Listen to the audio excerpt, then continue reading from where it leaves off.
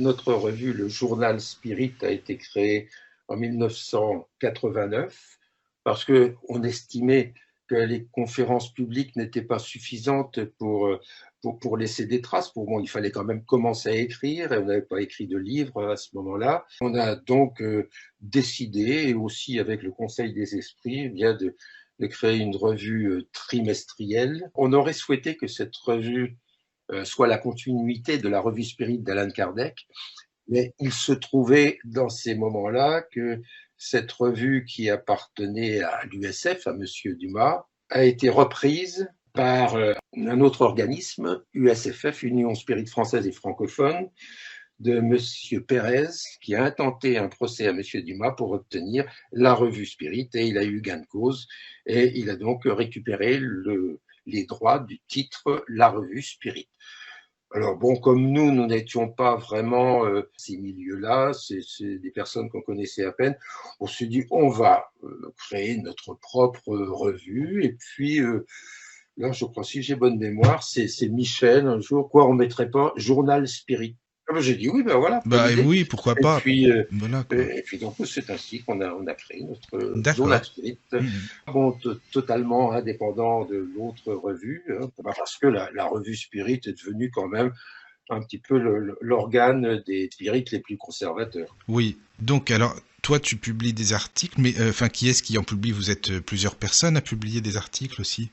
Oui, il y a plusieurs personnes qui écrivent dans la revue, des personnes qui écrivent régulièrement dans chaque revue, Oui. d'autres de temps en temps, selon leur inspiration ou selon leur temps. Puis on essaie ça fait longtemps déjà qu'on fait des thématiques qui reviennent régulièrement tous les 5 ans à peu près. Donc, comme la phénoménologie, la médiumnité, la médiumnité voilà. revient souvent, la Oui. réincarnation évidemment, le guide, le périsprit.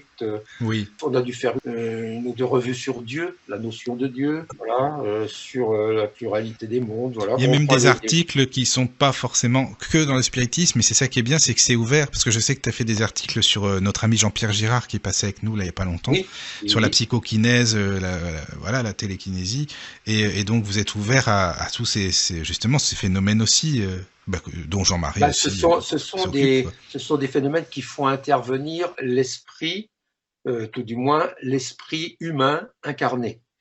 Hein, si on parle de psychokinèse, de magnétisme, de radiesthésie, hein, bon, ça fait intervenir nos esprits, nos propres esprits. Ça a aussi beaucoup d'intérêt, d'autant que les esprits désincarnés, sur certains sujets, nous ont donné des informations, des conseils, des enseignements même, notamment concernant le magnétisme, des enseignements très précis dont nous nous servons.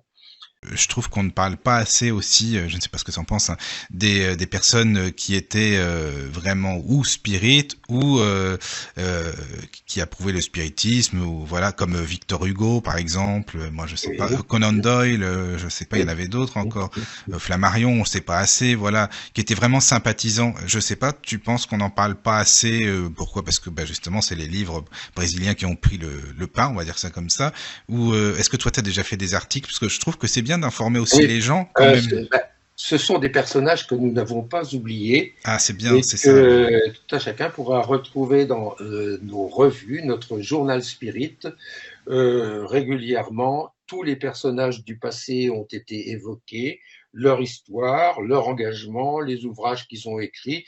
Alors, il y a des articles sur Victor Hugo, sur Conan Doyle, sur Edgar Cayce, sur de nombreux personnages qui ont fait partie de près ou de loin de l'histoire spirit, ou en tout cas qui ont été des précurseurs même du spiritisme, comme Swedenborg, si on remonte plus loin. Nous avons, enfin pour notre part, un certain sens historique où il ne faut pas oublier que tous ces personnages ont fait partie de notre histoire spirit d'une façon ou d'une autre. Alors c'est pour ça qu'on aime bien les évoquer et qu'on fait souvent des articles sur eux. Parce que voilà, même les livres de Camille Flammarion, ok, il était astronome, mais il a quand même fait pas mal de bouquins sur le spiritisme. Les maisons hantées de Flammarion. Oui. Les problèmes psychiques. Tout à fait extraordinaire par tout ce qu'il avait pu répertorier comme phénomène. Oui.